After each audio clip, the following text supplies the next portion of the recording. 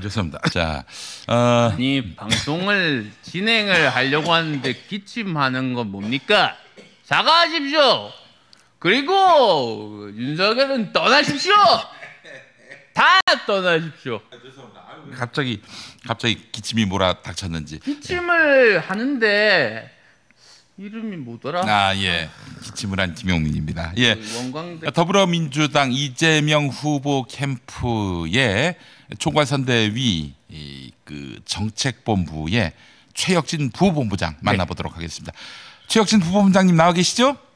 예, 나와 있습니다. 아이고, 안녕하세요. 아침마다 감사합니다. 아, 예, 감사합니다. 예. 자, 어제 민주당 김용민 의원이 이제 폭로한 지귀현 판사 네. 룸살롱 접대 의혹. 근거가 확실히 있는 거죠? 일단 김용민 의원실과 김기표 의원실에 명확한 제보가 왔다고 하고요. 네. 그 제보와 함께 사진 자료까지 확보가 됐다라고 하니까 아마 증거를 기반으로 이야기하셨을 거라고 저희도 확신하고 있습니다. 네. 김용민 의원이 또 법률가니까 네. 이게 네, 맞습니다. 의혹인지 사실인지 이거를 구분할 수 있을 만한 안목이 있는 분이고 네, 사진이 있다고 하니까 이건 뭐 빼박의 증거를 갖고 있다라고 보는 것이 맞을 것 같습니다. 네, 그렇습니다. 네. 지귀현 판사가 만약에 이렇게 그 자기 돈 내고 가도 문제인데 자기 돈이 아니라 남의 돈으로 룸사롱에 출입을 했다. 이거 그냥 두고 볼 일이 아니잖아요. 예, 일단 뭐 말씀하신 것처럼 고위공직자가 아주 값비싼 뭐 룸사롱이나 이런데 향응 시설을 자기 돈으로 출입해도 구설수에 오를 수 있는데요. 네.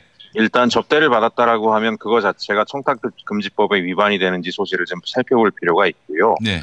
또 하나 어쨌든 윤석열 재판과 관련해서도 지기현 판사가 납득할 수 없는 그런 여러 가지 조치들을 했기 때문에 국민적 공분이 있는 상황에서 네.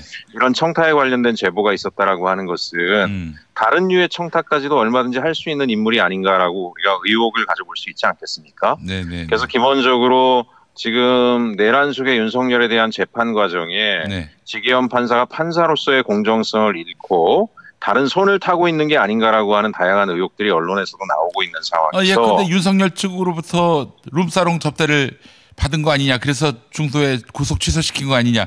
이런 얘기가 나오다 할 말이 없게 됐어요. 예. 그래서 뭐 그 하나 건을 보더라도 예. 다른 형태의 여러 가지 청탁 앞에도 쉽게 노출될 수 있는 인물이라고 하는 것을 보여주고 있기 때문에 네. 이 판사가 지속적으로 지금 국가적인 현안이잖아요. 최대 현안인 내란 수계에 대한 재판들을 전담하고 있는 것이 맞는가에 대한 네. 각종 우려들이 나타나고 있는 겁니다. 예. 알겠습니다. 요즘 언론들 보니까 예. 사실 이게 굉장히 네네. 큰 뉴스인데 이 지귀현 판사 얘기 대신에 그 네. 민주당이 사법부를 압박하고 있다, 부당하게 압박하고 있다 이런 식으로 평론을 내고 보도를 한단 말이죠. 이 부분에 대해서 예. 어떻게 생각하십니까? 저희 민주당으로서는 굉장히 당혹스러운데요. 네. 왜냐하면 언론계에서도 잘 아시겠지만 저희가 검찰의 직권남용이나 정치 개입에 대해서는 뭐 수년간 강고하게 싸워왔고 그렇죠. 거기에 대해서 문제제기를 해왔지만 사법부에 대해서만큼은 신뢰를 보여왔습니다. 네. 그런 메시지를 내왔고요. 하지만 최근에 대법원이 보여준 그 선거법 관련된 대법 판결 자체가 절차적 정당성을 위배하고 분명하게 정치 개입으로까지 보여주는 판결들이 이루어졌던 상황들이 있지 않습니까? 네. 또 지기현 판사의 내란 수계에 대한 판결에서 보여줬던 납득할 수 없는 그런 판결들을 보면서 저희 더불어민주당으로서도 사법부가 기본적으로 헌법 질서를 준수하려고 하는 가장 근원적인 원칙을 상실한 게 아닌가라고 하는 의구심을 갖고 있는 거고 네. 이건 다만 민주당의 의구심이 아니라 예. 전 국민의 의혹이거든요. 그럼요. 그래서 어쨌든지 간에 대한민국 헌법 수호를 위해서 사법부가 공정성을 찾도록 요구하고 문제가 있다라면 국민 앞에 떳떳하게 밝히라고 요구하는 것 자체가 어떻게 사법부의 압박인지 그거는 사법부를 바로 세우는 길이라고 저희들은 생각하고 있습니다. 네. 그래서 언론에서도 그렇게 사법부의 압박이라고 하는 프레임을 내세우는 것에 대해서는 저희는 상당히 유감스럽고요.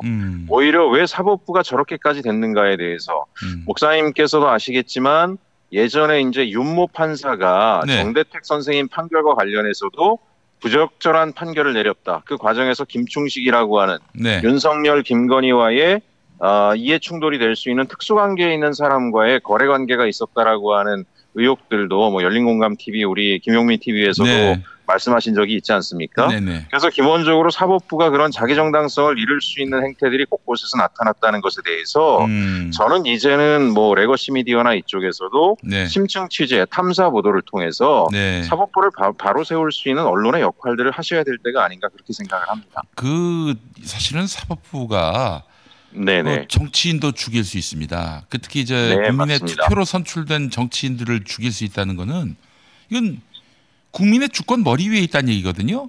이런 사법부를 바로 맞습니다. 잡아야지, 누군가 견제를 해야지.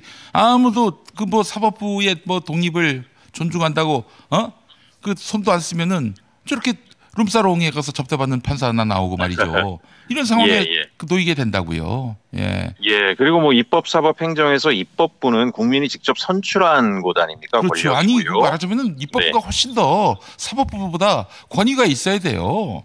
예, 그리고 국민께서 입법 권력에게 선출된 입법 권력에 맡긴 의무는 이 국가기구 전반이 국민이 원하는 방향으로 헌법적 질서에 맞게 대한민국의 헌법에 맞게 운영되고 있는가를 감시 감독하라고 하는 그런 사명을 주신 거잖아요. 네네네. 지금 입법부로서 민주당이 국회의원들이 그런 역할들을 하고 있는 것이기 때문에 언론에서도 그런 부분들에 대해서도 분명하게 입장을 좀 살펴보시고 뭐 취재나 이런 걸 통해서 이 사법부를 정상화하는 길에 같이 역할을 해주셨으면 하는 말씀을 다시 한번 드리고 싶습니다. 네.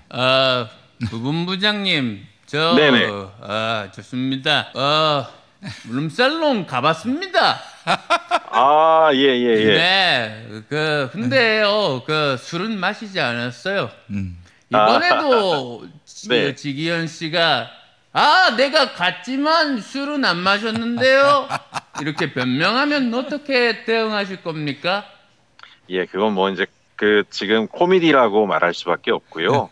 그런 자리에 접대받는 자리에 아예 처음부터 가지 말았어야 되는. 그럼요. 아예 가지 않는 게 좋지. 예, 본인이 갔는데 마시지 않았다. 뭐 이런 얘기들은 뭐 그런 비슷한 변명들을 과거에 부정한 권력자들이 종종 하고 있긴 하지만 네. 아마 국민적인 공분만 더 심화되지 않을까 그렇게 생각을 합니다. 아마 네. 김용민 의원이 확보하고 있는 그 사진이 말해줄 겁니다. 술을 마셨는지 안 네, 마셨는지. 네.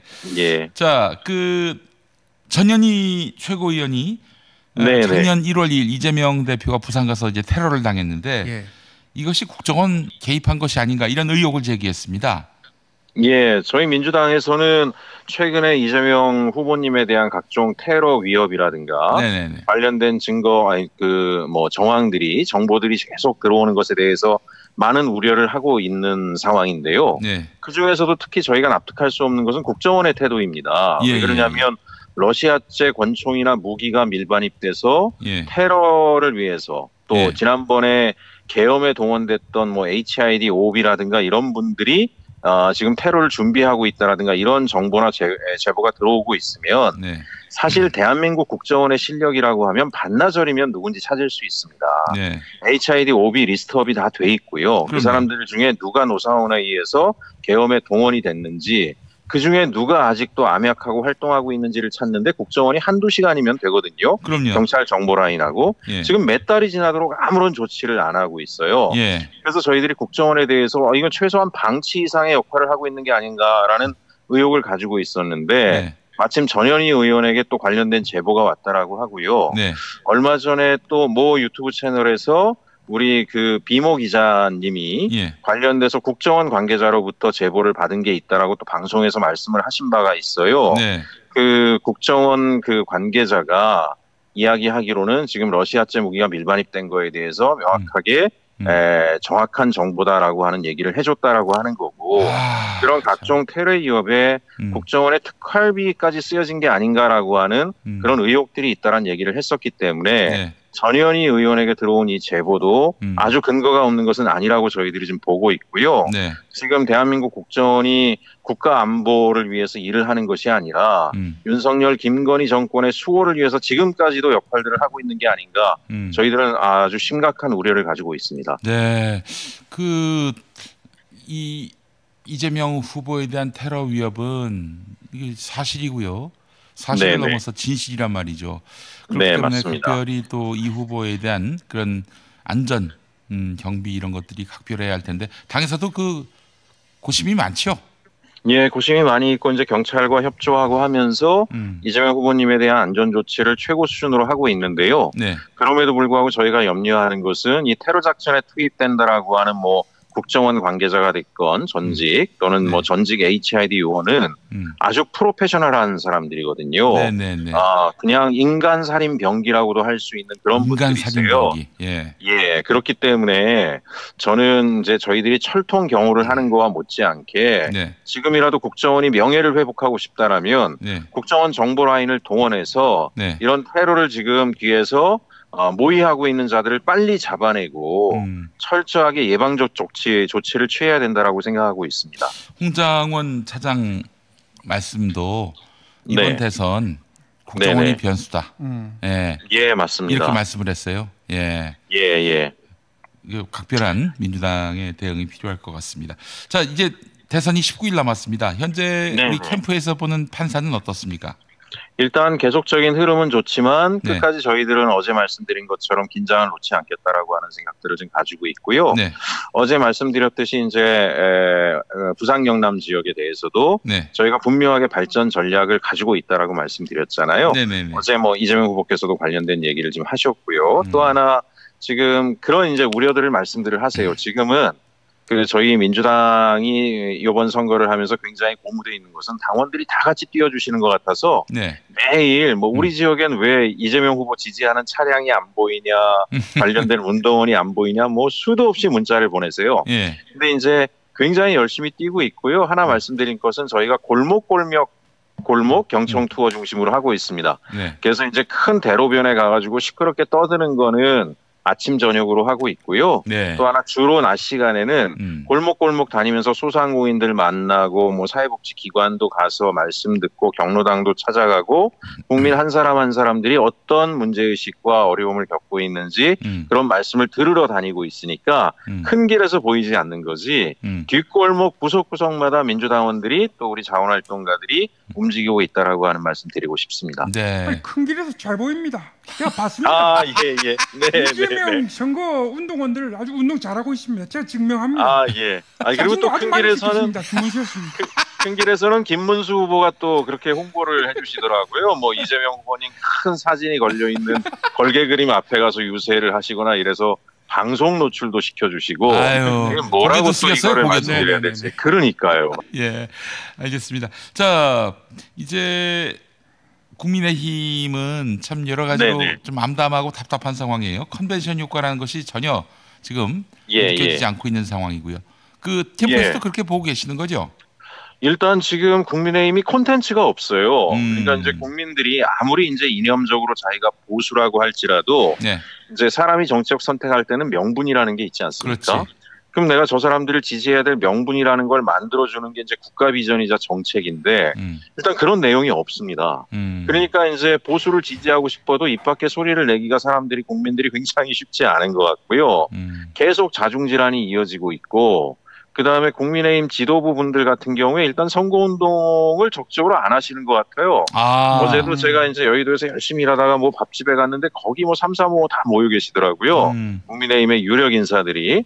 그래서 이분들이 이제 지금 뭐 선거를 포기한 건가? 네. 그런 생각까지 들고 있으니 그게 아마 국민의힘 지지자들 눈에도 그대로 다 보이겠죠. 그런 게 없이 컨벤션 효과가 나오기는 쉽지 않을 거다라고 생각을 합니다. 예, 그러나 마지막까지 방심하면 안 된다. 맞습니다. 예, 맞습니다. 예. 알겠습니다. 자, 최혁진 부원장님 오늘 말씀 잘 들었습니다. 감사합니다. 네, 감사합니다. 네.